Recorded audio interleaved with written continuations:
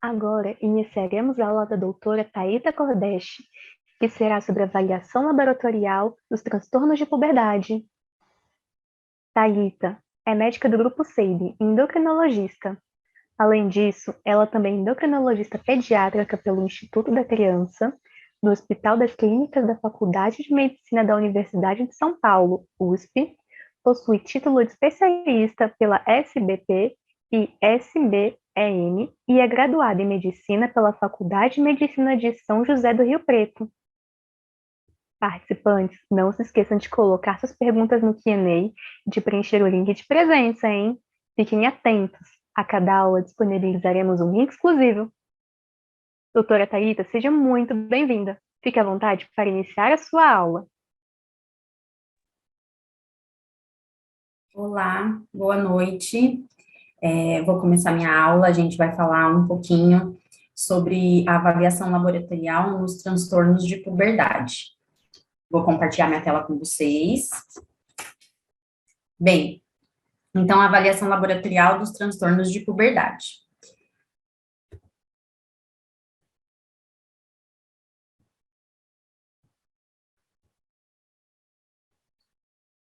Bem, eu acho que o importante é começar já explicando que o laboratório em endocrinologia tem como objetivo comprovar umas alterações já esperadas em função do quadro clínico.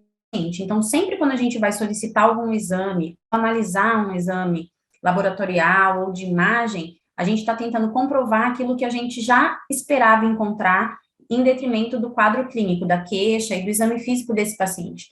Isso para a gente é muito importante na endocrinologia, devido aos valores de referência e principalmente quando a gente trata da endocrinologia pediátrica, que a gente tem valores de referência muito questionáveis e totalmente dependentes do quadro clínico. A gente vai falar sobre isso no decorrer da aula. Bom, né? O que é a puberdade? A puberdade é o período de transição entre a infância e a vida adulta. Ela é caracterizada pela maturação gonadal, ovários e testículos, e o aparecimento dos caracteres sexuais secundários e pela aquisição das funções reprodutivas. Nessa fase, o que acontece é uma reativação da secreção pulsátil do GNRH. E por que a gente chama isso de reativação? Porque toda criança, menino e menina, nascem prontos já para entrar em puberdade. E existem fatores inibitórios que vão segurar para que essa puberdade ocorra na idade correta para meninos e meninas. Por isso, na verdade, a gente tem, no início da puberdade, essa reativação da pulsatilidade do GNRH. Esse GNRH vai atuar na hipófise anterior, estimulando a síntese e secreção do LH e do FSH, pelos gonadotrófos. Nos ovários, o LH vai estimular a produção de andrógenos que serão aromatizados em estrógenos pelo FSH. O LH vai atuar nas células da teca e o FSH nas células da granulosa. Nos testículos, o LH vai estimular a síntese e a secreção de testosterona pelas células de Leydig e o FSH vai atuar primordialmente na espermatogênese, tá? Então, esse é o eixo gonadotrófico, que é a liberação do GNRH, estimulando LH e FSH, que vão atuar nas gônadas, havendo a produção dos esteroides sexuais, que são os hormônios que vão desenvolver na criança, no menino e na menina, os caracteres sexuais secundários. E quais são os transtornos de puberdade? Nós temos a puberdade precoce, que é o aparecimento dos caracteres sexuais secundários antes dos 8 anos nas meninas e antes dos 9 anos nos meninos. Essa reativação do eixo gonadotrófico acontece de maneira prematura, quando a gente está diante da puberdade precoce de origem central. A gente já vai diferenciar também a origem central e a periférica. A telarca precoce é um aumento unilateral ou bilateral das mamas, sem qualquer outro sinal de estimulação estrogênica. E a gente vai considerar precoce quando ela aparece antes dos 8 anos nas meninas. A adrenarca precoce, ela pode ser apenas uma pubarca precoce, que são os pelos aparecendo antes dos 8 anos nas meninas e antes dos 9 nos meninos, ou pode vir acompanhada também de pelos axilares ou odor axilar. Já a puberdade atrasada é aquela que tem, que a gente está diante de um menino maior do que 14 anos, chegou aos 14 anos e ainda tem um testículo menor que 4 ml, ou uma menina de 13 anos que ainda não apresentou o surgimento do broto mamário. Para a gente, então, avaliar e identificar um transtorno de puberdade, no exame físico da criança, a gente tem que estar atento ao estadiamento de Turner, que é esse da foto do slide. O 1, para meninos e meninas, é quando não tem nenhum sinal puberal, nem aumento testicular, nem pelos pubianos, nem broto mamário. O 2 é quando surge o broto mamário bem embaixo da auréola, e começam a surgir os pelos pubianos nas meninas. O 3 é quando esse broto mamário já está maior, né, já foge do tamanho da auréola, e os pelos já começam a encaracolar. O 4 é quando a auréola já forma um botãozinho, um duplo contorno nessa mama, e o 5 já é a mama adulta. A pilificação no 4 é quando ela já atingiu todo o pubis, e no 5 já atingiu a raiz da coxa, a virilha. No menino, o 2 se caracteriza pelos pubianos, mas principalmente pelo volume testicular, que chega em 4 ml.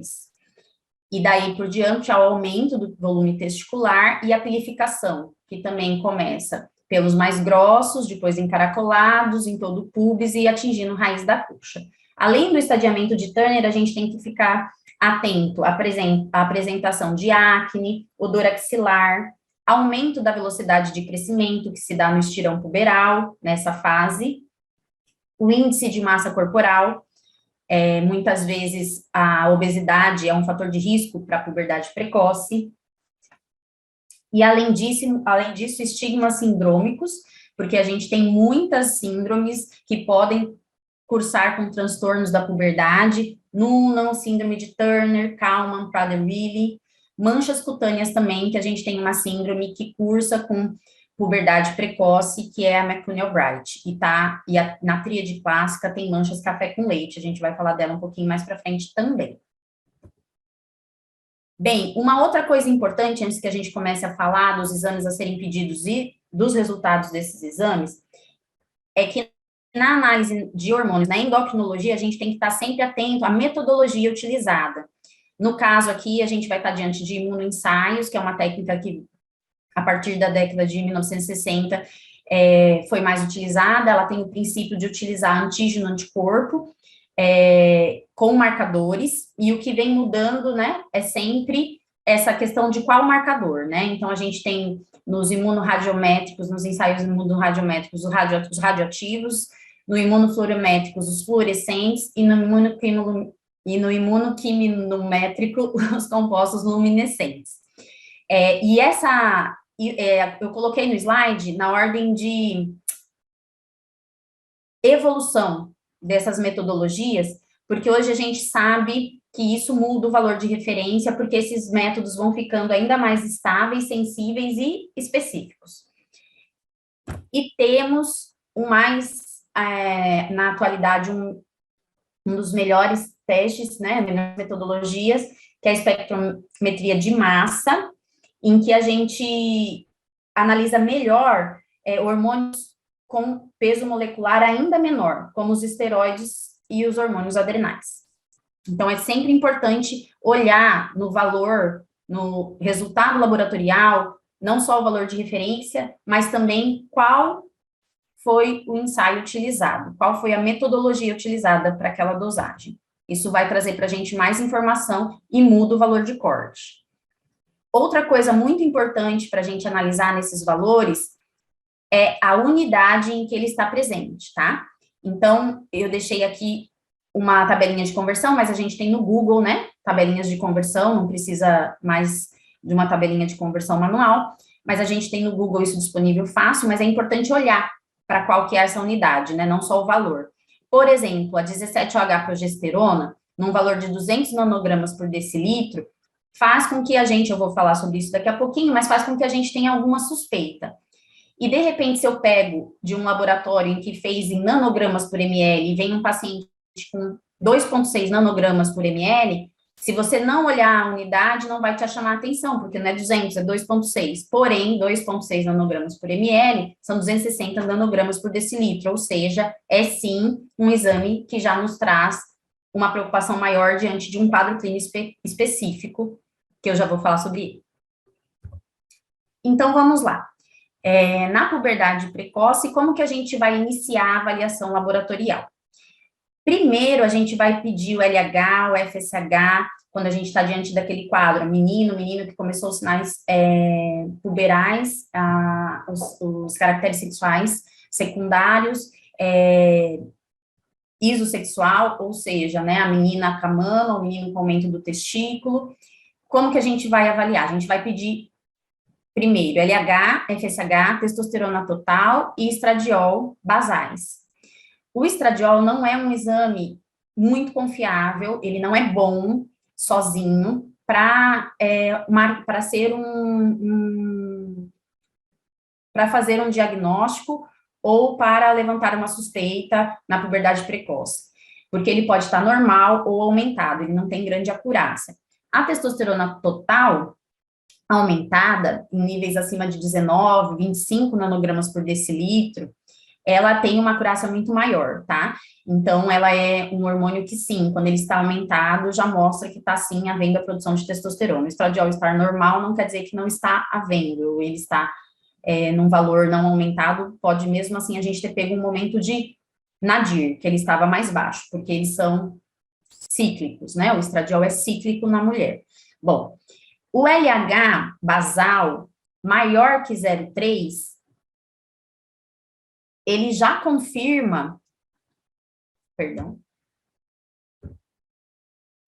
o LH maior que 0,3 basal, no ICMA, ele já confirma um estímulo puberal central. O LH no IFMA tem que estar maior que 0,6 para confirmar esse estímulo puberal.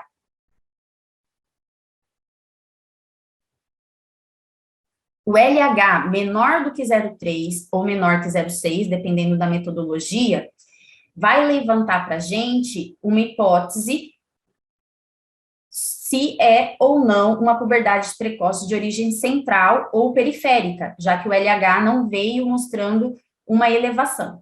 Então, se ele vem menor que 0,3 no ICMA ou menor que 0,6 no IFMA, a gente vai pensar em algumas possibilidades para fazer esse diagnóstico. A gente pode fazer um estímulo, um teste de estímulo com GNRH, que a gente usa 100 microgramas de GNRH endovenoso, e colhe LH nos tempos 0, 30 e 60 minutos. Se o LH vier maior que 5, está confirmada a puberdade precoce de origem central, ou a gente pode usar a leuprorelina, que é mais fácil encontrar hoje, que ela é usada 3,75 miligramas intramuscular, e a gente faz a dosagem no tempo 0 e 120 minutos. O LH vindo maior que 8 nas meninas confirma o diagnóstico de puberdade precoce central, e o LH vindo maior que 10 no FMA confirma também. No ICMA é 8 e no IFMA é 10, tá? Tanto para meninos quanto para meninas. Esses valores de corte, eles foram tirados de médias, né, de trabalhos científicos, de meta-análises. Então, muitos trabalhos, às vezes, mostram outros valores de corte, mas esse é o que a gente usa, o que nós temos de referência pelo Conitec, o último Conitec. Por isso que eu coloquei eles aqui no slide para gente. Mas lembrar que isso sempre tem que ser associado à clínica do paciente, porque muitos trabalhos mostram um valor de corte, por exemplo, o GNRH, de 4,8, 4,5. Então, tem que ser sempre associado à clínica do paciente. Bem, se a gente está diante de um quadro que realmente não houve pico de LH, nem no estímulo, fez um teste, tem uma clínica de puberdade precoce, foi feito o teste de estímulo, porque o LH estava menor que 0,3 ou menor que 0,6 no IFMA, e mesmo assim, no teste de estímulo não houve pico nessa secreção do LH, vieram valores inferiores ao apresentados aqui. Aí a gente vai estar diante de uma puberdade precoce independentes de gonadotrofina. A puberdade precoce, independente de gonadotrofina, ela é resultado da secreção autônoma de esteroides sexuais, seja ela uma produção pelas gônadas, ovários e testículos, ou pela adrenal, ou mesmo uma exposição exógena. Aí a gente já vai falar um pouquinho sobre isso lá na frente, que eu vou falar de cada um. Mas o importante disso é que é independente da ativação do eixo gonadotrófico, não é uma produção que é estimulada pelo LH e pelo FSH. O LH e o FSH não estão altos. Então, na puberdade precoce, independente de gonadotrofinas, qual a avaliação laboratorial depois daquele esqueminha que a gente vai fazer? Se realmente fez um teste de estímulo e não veio o LH estimular. A gente tem que pensar nas hipóteses dessa puberdade precoce, independente de gonadotrofina, para a gente pensar no que a gente pode pedir. Então, a gente tem esses esteroides de origem gonadal, na síndrome de McConnell-Bright, que é uma mutação ativadora da proteína G. A proteína G é uma proteína que está presente nos receptores de muitos hormônios, então ela causa hiperfunções endócrinas. A tríade clássica da McConnell-Bright é a displasia fibrosa poliostótica, uma displasia óssea poliostótica, tem vários pontos, uma puberdade precoce de origem ovariana, com cistos ovarianos, e manchas café com leite. Essa é a tríade clássica da síndrome de McConnell-Bright. Também temos a testotoxicose, que é uma ativação do receptor de LH no testículo. Não precisa do LH, ele já está, é uma mutação ativadora, ele já está ativo, então tem uma produção muito aumentada de testosterona, com o aumento do testículo, mas com LH baixo. Tem os cistos ovarianos autônomos, que produzem estrógenos, tem os tumores ovarianos e os tumores testiculares. Temos também os tumores produtores de HCG, né? Do sistema nervoso central, hepatoma, hepatoblastoma. Nesses casos, a gente vai dosar testosterona total, estradiol, beta-HCG. A testosterona total numa testotoxicose, por exemplo, vai estar muito alta, no McConnell-Bright, com esses cistos ovarianos, vai ter um estradiol alto, e esses tumores produtores de HCG vai ter um beta-HCG, é o marcador tumoral, vai estar bem alto. E qual que é a função, né? Por que o beta-HCG traz essa puberdade precoce independente de gonadotrofina? O beta-HCG, ele tem uma subunidade alfa muito similar, igual ao LH, e também ao TSH. Como ele tem essa subunidade alfa igual ao LH, ele tem afinidade ao receptor de LH. Então, ele também induz a produção, ao elevar o HCG, ele também vai induzir a produção de testosterona, porque ele vai se ligar ao receptor de LH. Outra causa é a causa adrenal, como a hiperplasia congênita do suprarrenal, carcinoma adrenal, adenoma adrenal. Nessas, a gente tem que dosar os precursores adrenais, 17-H-progesterona, 17-H-pregnolona, o 11-desoxcortisol, composto S, androstenediona, cortisol. Se vierem valores já aumentados, a gente já faz o diagnóstico, senão a gente tem que fazer um teste de cortrosina, no próximo slide eu vou falar dele também. Outras causas seriam o uso exógeno de esteroides sexuais, por exemplo, o gel de testosterona. Aqui eu peço uma atenção especial, porque a gente está vendo cada vez mais pais, mães que usam gel de testosterona, e aí ao pegar a criança no colo, tem contato com a pele da criança, acaba passando para a pele da criança, que tem uma absorção até maior, e aí a gente pega muitas vezes meninas com pubarca, com 2, 3 anos de idade, mas quando a gente vai ver no histórico, na verdade, foi o uso exógeno, porque o pai ou a mãe estavam em uso de gel de testosterona, então isso é uma coisa que tem aumentado bastante. Temos também uma outra causa, que é um hipotiroidismo mais severo, causando uma síndrome que a gente chama de Van Wyck-Grunberg. Essa síndrome, o TSH também tem, né, a subunidade alfa, então ele também tem uma ação LH-like e FSH-like, e além disso, o próprio TRH pode estimular a produção do FSH, e o próprio hipotiroidismo grave pode diminuir o clearance dos esteroides sexuais, estrógeno e testosterona. Então, é uma causa multifatorial de puberdade precoce. Nesse caso, a gente tem que dosar TSH e T4 livre, e o TSH vem em valores bem altos, acima de 150. Na adrenarca precoce, o que a gente deve avaliar? LH, FSH, estradiol, testosterona total, DEA, sulfato, 17-OH-progesterona, os precursores adrenais, todinhos.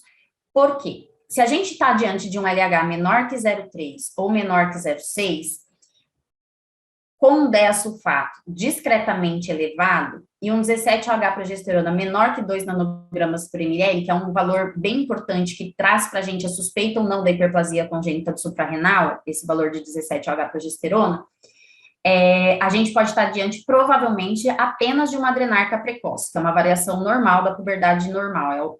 É uma estimulação do eixo adrenal que causou a pubarca, mas que não vai levar à puberdade. Isso porque a gente tem valores de LH que não estimulam a puberdade precoce e nem valores adrenais alterados. Se a gente tem um DEA-sulfato bastante elevado, e aqui a gente fala, porque discretamente elevado, 50, 30 pontinhos acima, ok, mas muito elevados, 2, 3, 4 vezes o valor de referência, aí a gente tem que suspeitar, sim, num diagnóstico de tumor adrenal. E a 17-H-progesterona, com uma clínica sugestiva, né, uma pubarca, uma idade óssea avançada, e uma 17, porque todos esses esteroides sexuais avançam em idade óssea, com uma 17-OH-progesterona acima de 2 nanogramas por ml, ou acima de 200 nanogramas por decilitro, a gente tem uma suspeita diagnóstica de hiperplasia congênita do suprarrenal, e o ideal é fazer um teste com cortrosina, com 250 microgramas IV de cortrosina, dosar antes da aplicação e 60 minutos após. E um valor que a gente teria de referência é 17-OHP maior que 10 nanogramas por ml, a gente pode confirmar esse diagnóstico. Outra forma que a gente teria de confirmar é por análise genética da mutação da CYP21. Na puberdade atrasada, como que a gente faz essa avaliação laboratorial? Primeira coisa que a gente tem que lembrar é que é um menino que com 14 anos ainda não tem um testículo que chegou a 4 ml e uma menina que aos 13 anos ainda não tem broto mamário. Então, a gente tem que pesquisar algumas doenças crônicas que podem levar a um atraso puberal. Doenças renais, doença celíaca, um hipotiroidismo, não o grave que pode levar à puberdade precoce, mas um hipotiroidismo pode levar também a uma puberdade atrasada, uma desnutrição, o IGF-1 é um bom marcador de desnutrição, então a gente tem que pesquisar doenças crônicas. Afastadas das doenças crônicas, vamos ver também, né, a parte hormonal. Então, a gente dosaria LH, FSH, estrógeno, testosterona total e prolactina, que é importante nessa investigação também. Se o LH vem menor que 0,3 e menor que 0,6, quer dizer que não tá atrasada, porque realmente não está tendo estímulo da hipófise sobre as gônadas. Por isso que a gente tem o estrógeno e a testosterona baixa. As gônadas não estão sendo estimuladas pelo LH e o FSH. Então, a gente estaria diante de um hipogonadismo hipogonadotrófico. A gente não tem essa estimulação aqui, do LH e o FSH sobre as gônadas. Dentro do hipogonadismo hipogonadotrófico, a gente pode estar diante de tumores do sistema nervoso central, ou um paciente que teve radioterapia do sistema nervoso central, malformações, né, anomalias craniofaciais, síndrome de Kalman, leva ao hipogonadismo hipogonadotrófico, ou uma deficiência também isolada de LH e FSH. Quando a gente está diante de LH e FSH altos, valores altos, geralmente acima de 10 unidades por litro, e mesmo tendo esse estímulo da hipófise, mesmo a gente tendo esse estímulo da hipófise na gônada, não há produção dos esteroides sexuais, estrógeno e testosterona baixas, a gente tem um hipogonadismo hipergonadotrófico, porque o LH e o FSH estão sim tentando fazer o papel deles, estão altos. Porém, não há produção pela gônada. Aí a gente pode estar diante de uma disgenesia gonadal, ou de um paciente que recebeu uma radioterapia em ovários, ou próximo dos ovários, testículos, próximo do testículo, e algumas síndromes, como síndrome de Turner, síndrome de Klinefelter, síndrome de Prader-Willi, síndrome de Noonan.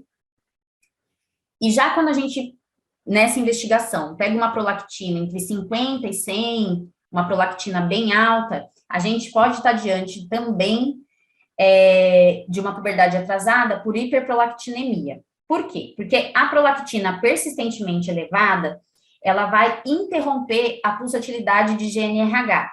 Interrompendo essa pulsatilidade do GNRH, não vai ter o estímulo para a produção de LH e FSH e, consequentemente, não vai ter o estímulo para a produção dos esteroides sexuais. Então, na puberdade atrasada, a gente tem que raciocinar desta forma e com estes exames. Bom, são facetas peculiares à população pediátrica, o tipo de amostra, a condição de coleta e a adoção de valores de referência. Os valores de referência, né, esse último é o mais complexo.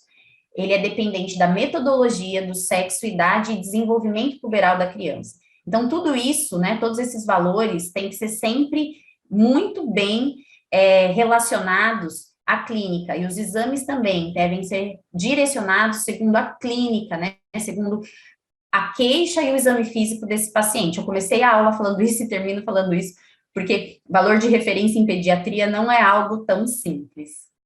Obrigada, boa noite. Agora eu fico aberta às perguntas.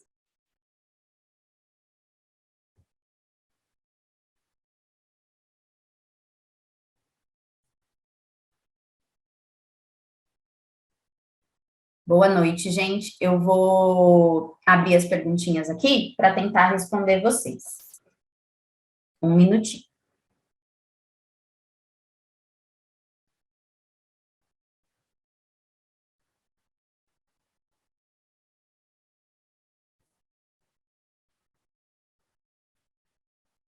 Márcia Eugênio, doutora, vemos que existe uma predileção pela hipófise e tireoide. Contudo, o que dizer do trato... Ah, não, esse daqui era da doutora Luciana, perdão, gente. É que ainda estão aqui.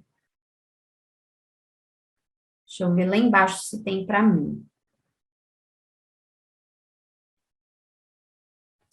Márcio Eugênio de Abril. Doutora, já que eu tenho disfunções de LH e FSH no contexto puerperal, eu posso ter um hirsutismo aparecendo isoladamente, independente do desenvolvimento mamário e ou testicular? LH e FSH no contexto... Será que não é puberal? É isso que eu ia falar, eu acho que é puberal, né? Eu posso ter um hirsutismo aparecendo isoladamente, independente do desenvolvimento mamário. Sim. Na verdade, eu queria só esclarecer uma coisinha. Hirsutismo não é a mesma coisa que pubarca, tá? O hirsutismo, ele pode ser aumento de pelos em outras regiões que não é pelos pubianos e axilares, tá, gente? Então, o hirsutismo é aumento de pelos. A pubarca e os pelos axilares são sinais, são caracteres sexuais secundários, tá? O hirsutismo é quando a gente vê aumento de pelo, por exemplo, né, na mulher no buço, na linha alba, aí isso a gente vai chamar de hirsutismo, tá? Só para a gente usar o termo correto, porque o hirsutismo, por exemplo, pode estar ligado à síndrome de ovário policístico, e a pubarca precoce, não, né? Alguns trabalhos até falam que talvez possa, mas a gente não tem nada que comprove. Mas, sim, a gente pode ter pubarca, tanto pelinhos genitais pubarca ou pelinhos axilares, aparecendo isoladamente do desenvolvimento mamário, tá? Porque a gente pode ir diante de uma patologia, por exemplo, uma hiperplasia congênita suprarrenal, ou um tumor adrenal que só produz andrógeno e aí só aumenta os pelos, ou a gente pode estar diante de algo que é fisiológico, tá? Que é a adrenarca. Entre a idade de 6, 7, 8 anos, a adrenal aumenta um pouquinho a sua produção dos andrógenos, a gente até vê um aumento discreto quando dosa o disulfato, e isso pode causar, dependendo da sensibilidade, né, individual de cada um pouquinho, tanto no menino quanto na menina, a gente vê até um pouco mais na menina, mas depende da suscetibilidade individual da criança, um pouquinho de pelinho, tá? Então, vai ter uma pubarca, pode ter um pouquinho de pelo axilar, tem algumas meninas que vêm só com queixa de odor axilar, e é a adrenarca, porque não tem desenvolvimento de broto mamário. Só que esse tipo de desenvolvimento, a adrenarca, é só pelos andrógenos adrenais, e pode ser fisiológico por esse aumento bem discreto, e não tem relação com o LH e FSH, tá? Não é por estímulo do LH e FSH. Deu para entender? Consegui responder a pergunta?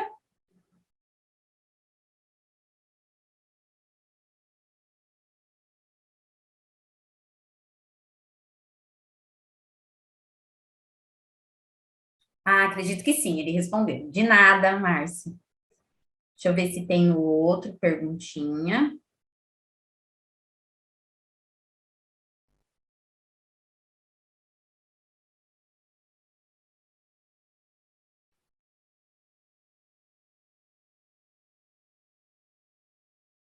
Acho que só tinha essa.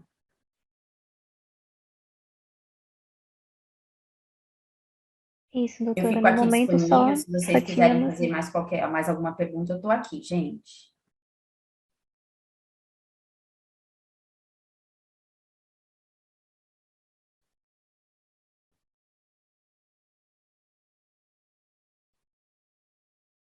Tem mais uma perguntinha. Tem repercussão psicológica importante no adolescente, essa precocidade? Sim. A puberdade precoce, ela é muito mais frequente na menina do que no menino, tá? Os fatores inibitórios, como eu disse, a gente nasce pronto para entrar em puberdade.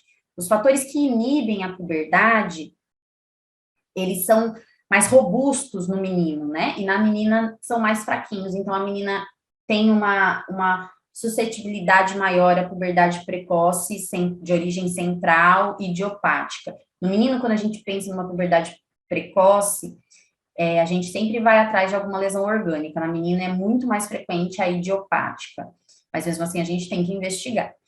E traz, sim, porque a gente pega meninas entre 8 e 9 anos, que já têm caracteres sexuais secundários muito desenvolvidos, e com vergonha de ir para a escola, não querem, não entendem ainda que precisam usar sutiã, mas também quando coloca a roupinha da escola não se sente bem. Então, eles estão numa fase em que pertencer ao grupo é muito importante, né?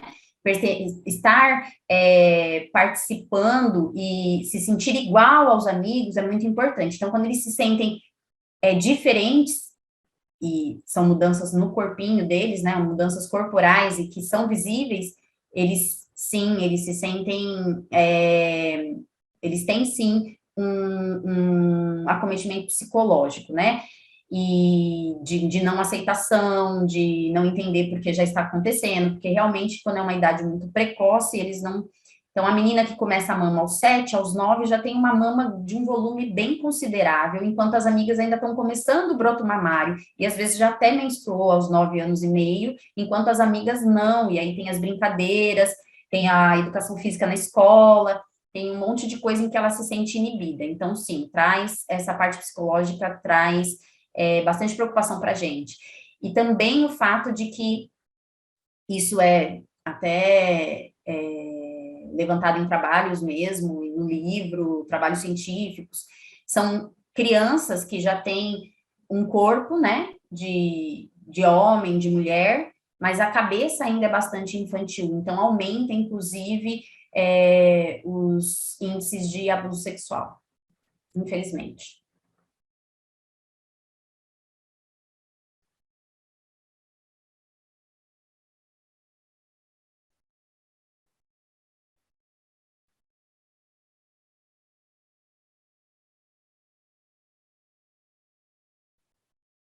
Fico à disposição se vocês tiverem mais perguntas, gente.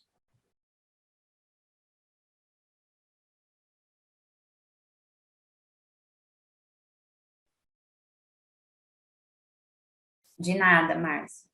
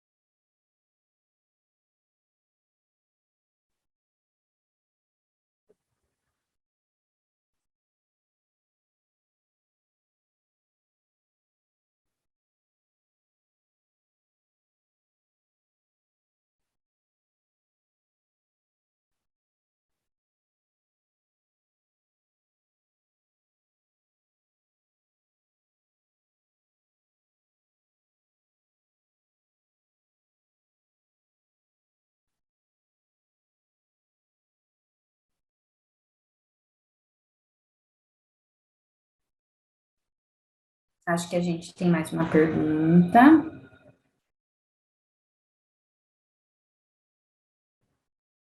Da Aline. Sim, Aline, aí que tá, a pergunta da Aline é se tem como parar a progressão da puberdade precoce. Sim, Aline, a gente tem como. E aí que está a grande importância da gente investigar, né, quando esses caracteres sexuais iniciam antes da idade adequada. Se for uma puberdade precoce central, a gente tem sim tratamento, é um tratamento bem tranquilo, bem seguro. A gente tem hoje medicações que a gente aplica a cada 6 meses, ou seja, bem confortável. E se não for uma puberdade precoce central, se for uma hiperplasia congênita suprarrenal, também tem como a gente evitar um avanço de idade óssea ou tentar minimizar um avanço de idade óssea, a gente tem como entrar com medicação. Então, tem sim, né? Tem tanto tratamento como tem a necessidade de, diante de uma puberdade precoce, a gente identificar se de repente é uma causa tumoral, né? Ou alguma outra patologia, uma síndrome. Então, a gente tem sim o tratamento e tem sim que identificar que é precoce para fazer o diagnóstico correto. Mas a gente tem sim, a gente consegue segurar essa puberdade e levar, por exemplo, a menina até a menarca, a primeira menstruação, numa idade considerada normal. Hoje a média de idade para menarca é entre 11 e 12 anos. A gente considera uma menarca precoce antes dos 10, né? Mas a média é entre 11 e 12 anos. Então a gente consegue levar para essa média e consegue também que essa menina não tenha todo esse desenvolvimento dos caracteres sexuais secundários antes da idade adequada.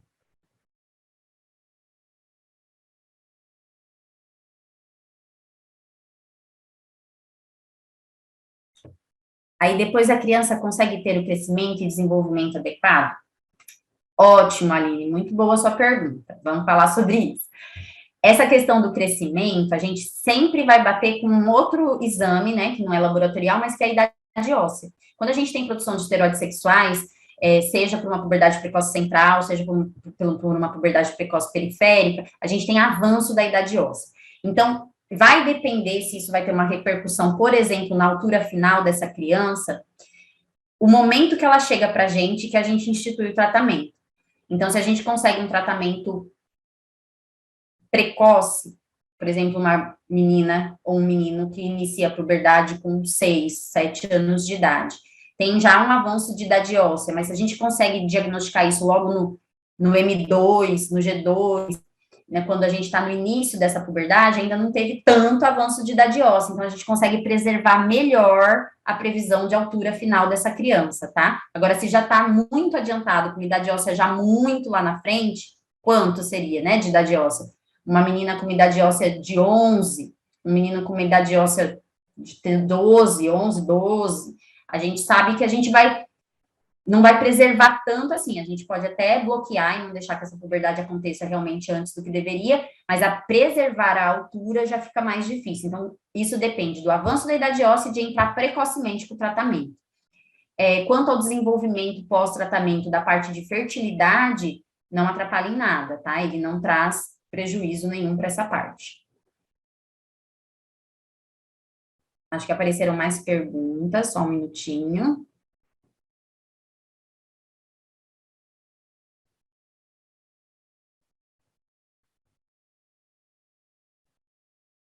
Ah, sim, acabei respondendo a do Márcio também, que era sobre essa parte de crescimento.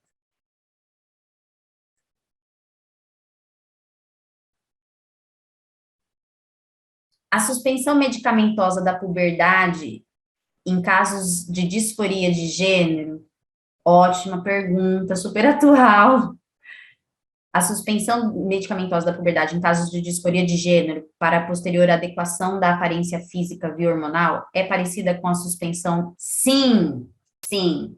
A gente pode fazer o bloqueio puberal com uma medicação que trata, por exemplo, a puberdade precoce nas meninas, tá? Vamos supor se eu tenho uma menina que não se identifica no gênero dela, a gente, antes que tenha o desenvolvimento mamário, você pode sim usar bloqueadores para que não haja esse desenvolvimento e depois, né, faça o tratamento com reposição de testo. Mas lembrando sempre que isso tem que ser um tratamento multidisciplinar. Quem faz o diagnóstico da disforia de gênero não é o endócrino pediatra, ele pode até desconfiar, mas ele precisa mandar, encaminhar para um psiquiatra que tenha muita experiência com isso. Aqui, por exemplo, eu sou de São José dos Campos, quando eu desconfio, eu mando para o IPQ, lá na USP, porque lá eu sei que eles têm toda uma equipe multidisciplinar para fazer esse diagnóstico. Não compete a mim o diagnóstico, mas sim, o tratamento vem com a gente também, mas sempre tem que ter esse acompanhamento multidisciplinar e a psiquiatria é super importante. Mas sim, se faz o bloqueio puberal, se chegar a tempo, antes de desenvolver os caracteres sexuais secundários. Tem mais? Só um minutinho. Eu queria pedir desculpas para todos que estão aqui assistindo, mas meu marido está assistindo com a minha filha e pediu para eu mandar um beijinho para ela. Um beijo, filha. Maricota, desculpa, gente. Voltando às perguntas.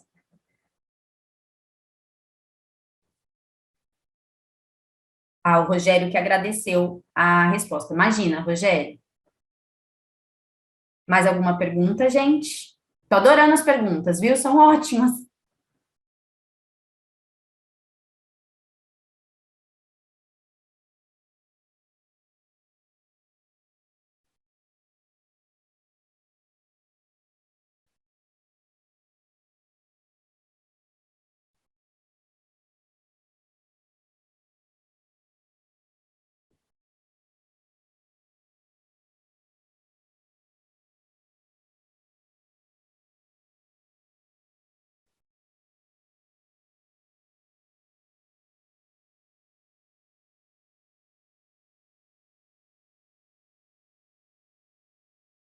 Acho que apareceu mais.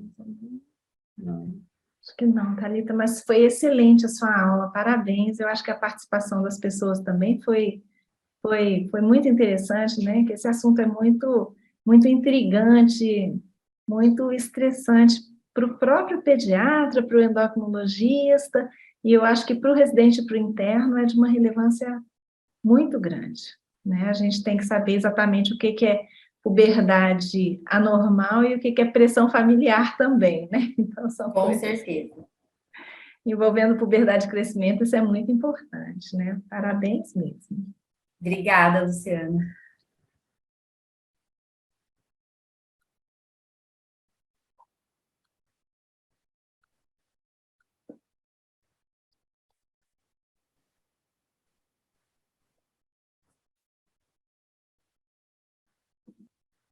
Doutora, a Aline está perguntando se a aquisição de caracteres secundários em gêneros opostos pode ser revertido?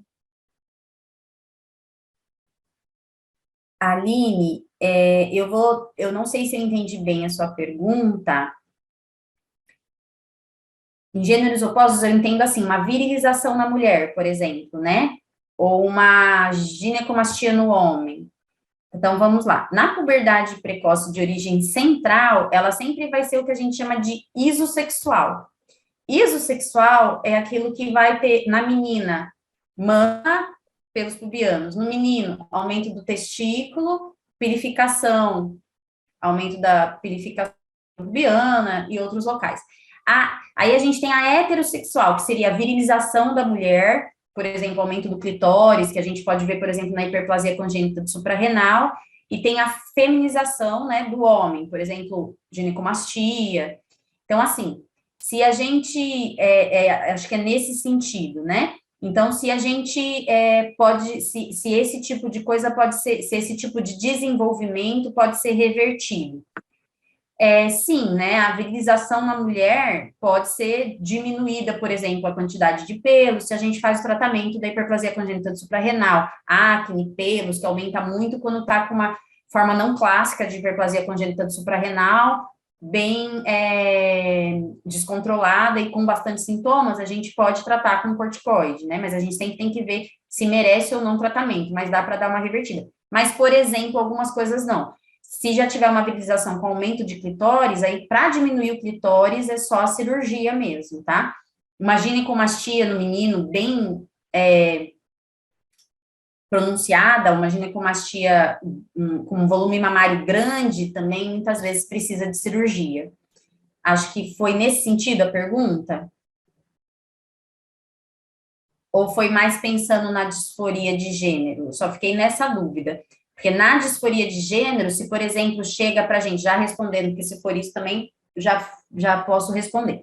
Na disforia de gênero, se chega para a gente um adolescente, né, que de repente não se enxerga no corpo dele, é uma menina, né, um sexo feminino, mas não se enxerga no corpo, e aí já tem mama, para a gente fazer essa regressão é cirurgia mesmo. Por isso que quando esse diagnóstico, né, é feito corretamente, de maneira multidisciplinar, junto com o psiquiatra experiente, a gente bloqueia antes de começar o desenvolvimento mamário, por exemplo, porque senão é cirurgia mesmo.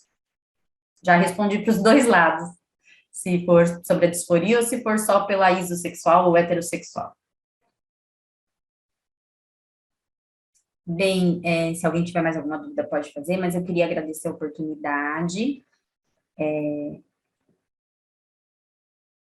E queria agradecer a oportunidade, né, que o CEIB me deu de poder conversar com estudantes, acho muito legal essa troca, e a oportunidade de falar de um tema que eu gosto muito.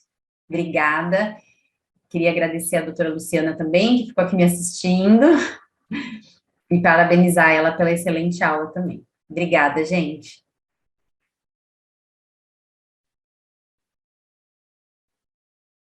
Doutora Thalita e doutora Luciana, muito obrigada pelas aulas excelentes.